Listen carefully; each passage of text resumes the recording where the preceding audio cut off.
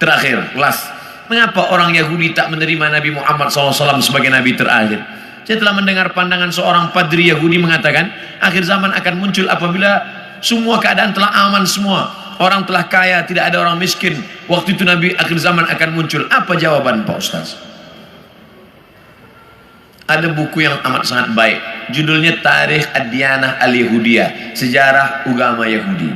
Di sana diceritakan bagaimana orang Yahudi percaya bahwa nanti di akhir zaman akan datang seorang nabi dan mereka menyebut dia manakala berperang. Ini Yahudi, ini Bani Ghatafan. Mereka berperang dengan Bani Ghatafan dan sebelum berperang mereka berdoa kepada Allah, ya Allah, tolonglah kami melawan Bani Ghatafan berkat nabi terakhir yang engkau utus. Sudah datangkah nabi terakhir itu? Sudah. Siapa dia? Muhammad sallallahu alaihi wasallam. Mana buktinya? Husain padri Yahudi, dan dia ingin tahu apakah ini nabi terakhir itu. Dia intip dari balik pokok kurma manakala Muhammad SAW datang. Tala'al badru alaina. Yang lain menyambut Nabi Muhammad, dia perhatikan dari jauh, dia tengok tanda-tandanya. Selepas itu dia pun datang. Engkaulah nabi terakhir. Asyhadu an la ilaha illallah wa asyhadu anna Muhammadan Rasulullah. Selepas itu Nabi robah nama dia menjadi Abdullah bin Salam. Dia pun masuk ke rumah Nabi. Tak lama selepas itu datang orang Yahudi ramai-ramai. Nabi bertanya kepada mereka, kamu kenal dengan Husain? Kenal. Siapa Husain? Padri kami. Siapa Husain? Anak orang baik. Husain adalah orang baik, anak orang baik, keturunan orang baik. Apa kata Nabi? Husain sekarang ada dalam rumahku dan dia sudah Islam. Apa pendapat kamu? Husain orang paling jahat, anak paling jahat, datuk nenek moyangnya orang jahat, dan dia yang paling jahat di dunia. Kenapa Husain masuk Islam? Kenapa mereka tidak? Karena Husain melepaskan dari segala kepentingan. Sedangkan yang ini masih inginkan kekuasaan, masih inginkan harta benda. Bila aku masuk Islam, nanti aku akan susah, aku akan miskin. Alladzina atainahumul kitab, mereka yang kami berikan Taurat dan Injil, ya'rifunahu kama ya'rifuna abna'ahum. Mereka mengenal Muhammad sallallahu alaihi wasallam sebagaimana mereka mengenal anak kandung mereka sendiri. Nauzubillah, accident, terjadi musibah, hancur muka anak. Lalu kemudian seorang ayah dan bunda datang ke hospital. Kami nak tengok anak kami. Betulkah dia yang kena accident? Nauzubillah. Belum buka wajahnya dah tahu ini anak kami. Dari mana? Dari jari kakinya. Buka jari kaki. Ya, ini memang anak saya. Dari mana puan tahu? Dari mana tuan tahu? Ini kaki anak kami. Mereka kenal Muhammad sallallahu alaihi wasallam lebih daripada anak kandung mereka sendiri. Mana bukti? Ketika Nabi Muhammad sallallahu alaihi wasallam dibawa oleh Abu Talib menuju Busra, negeri Syam. Sebelum sampai ke sana, mereka berhenti sejenak. Lalu Bahira keluar. Bahira keluar daripada tempat suci. Bahira seumur hidup tak pernah keluar. Dia hanya beribadah saja. Tapi hari itu Bahira datang. Apa kata Bahira? Bertanya kepada Abu Talib, ya rajul, wahai lelaki, siapa anak kecil ini? Kata Abu Talib, ini anakku, hada ibni. Kata Bahira, kalau betul kitab yang kubaca, ini bukan anakmu. Anak ini yatim, ayahnya dah mati sebelum dia lahir. Kenapa? Karena 3 tanda aku tengok. Pokok kayu bersujud, batu-batu bersujud, dan ada awan yang dari tadi menaungi dia. Tersenyum Abu Talib, ini memang bukan anakku, ini adalah anak saudaraku. Karena orang biasa berkata anak saudara itu anak kita juga. Anak saudara, anak kita. Rumah saudara, rumah kita. Tapi bini dia bukan bini kita. Ini siapa? Ini anak saya. Itu kan bukan anak ustaz. Itu kemana kan ustaz, anak saudara? Udah macam anak saya. Begitulah Bahira tahu bahwa ini anak ayahnya sudah meninggal. Itulah yang ditulis dalam syair Al-Barzanji. Walamma tamma min hamlihi, ketika hamilnya sempurna, syahrani 2 bulan, ala ashhuril aqwalil marwiyah, menurut hitungan bulan qamariyah. Tufiya bil Madinatil Munawwarati abuhu Abdullah, meninggal ayahnya Abdullah 2 bulan. Kenapa mereka tahu?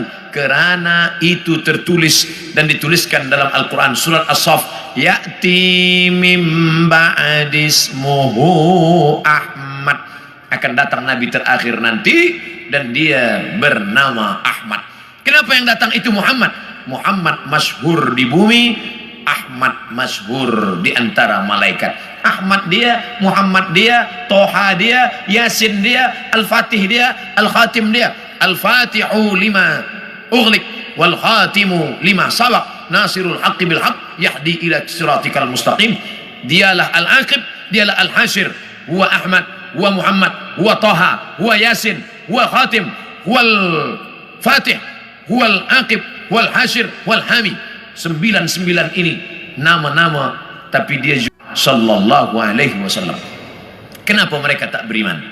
Karena mereka berkeyakinan yang datang itu keturunan Ibrahim, tapi dari jalan nasab Ishak. Ibrahim punya anak Ishak, Ishak punya anak Yakub.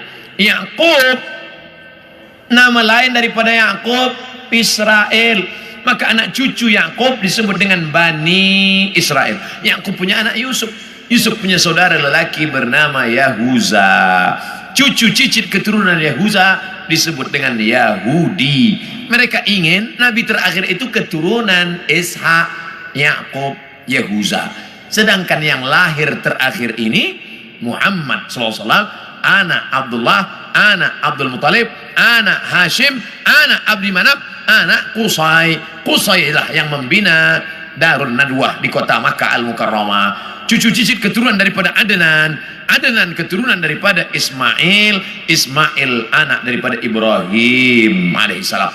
Falamma ja'ahum ma arafu, ketika mereka didatangi, ketika datang orang yang mereka kenal itu, kafaru bih, mereka pun kafir dan ingkar. Padahal beza mereka hanya 2 simpang saja, satu simpang Ishak, satu simpang Ismail. Mereka tak percaya. Bagaimana dengan kita orang Melayu? Andailah orang Melayu tak nak beriman kecuali dengan Nabi Melayu. Aku tak nak Nabi seorang Arab, ingin Nabi yang Melayu, pakai baju Melayu, pakai songket Melayu. Aku Abdul Somad, saya Abdul Somad, tak pernah mempermasalahkan apakah dia datang dari Arab, apakah dia dari Quraisy. Yang penting aku bersyahadat asyhadu an la ilaha illallah wa asyhadu anna Muhammadan Rasulullah. Islam, makna Islam istislam, makna istislam al-inqiyad wa ta'ah, patuh dan taat. Datang dia sami'na wa ata'na. Hari ini semua bumi Melayu bersyahadat, semua mengalahkan Egypt, Mesir. Sampai hari ini Mesir masih ada lagi yang tidak Islam, Arab tapi tidak Islam. Jordania Muslim, tapi Irak masih ada lagi Maronit. Mesir masih ada lagi Koptik, tapi kita bumi Melayu, kalau sudah disebut Melayu adalah Islam. Melayu tanpa Islam hilang me-nya, tinggal layunya saja lagi. Oleh sebab itu kita bangkitkan izzah ini, kita bangkitkan kekuatan kita dengan tidak memusuhi orang lain. Orang Melayu adalah bangsa Muslim yang terbuka untuk segala golongan. Tuan boleh pergi ke Pulau Sumatera, tengok kampung Melayu Delhi, Medan, North Sumatera Utara.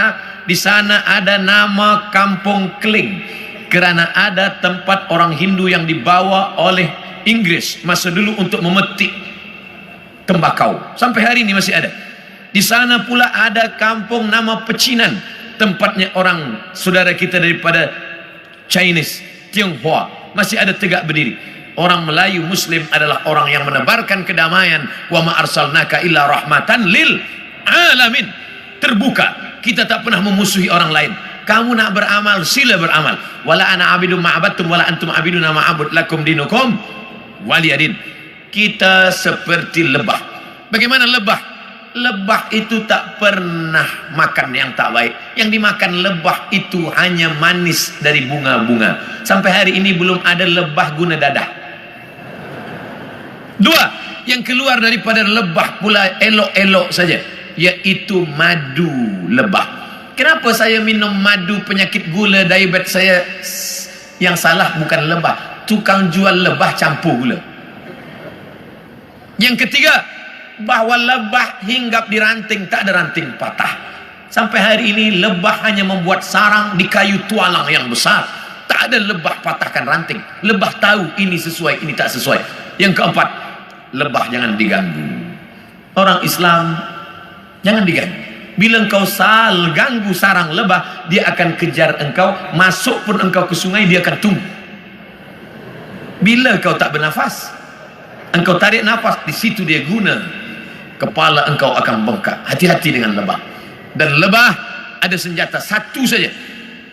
Di ekor lebah ada satu senjata. Lebah tahu, bila aku dah guna ini aku akan mati. Sengatan lebah diguna sekali seumur hidup.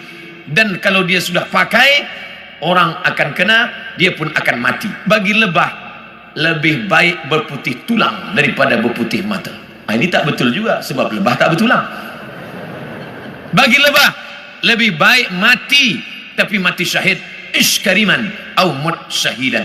Oleh sebab itu berhati-hati. Mathalul mu'minin kamathalin nahli. Perumpamaan orang-orang beriman seperti lebah. Lebah. Kita gunakan filosofi ini dalam kehidupan kita. Mudah-mudahan kita selamat di awal zaman, selamat pula di akhir zaman, insyaallah. Amin.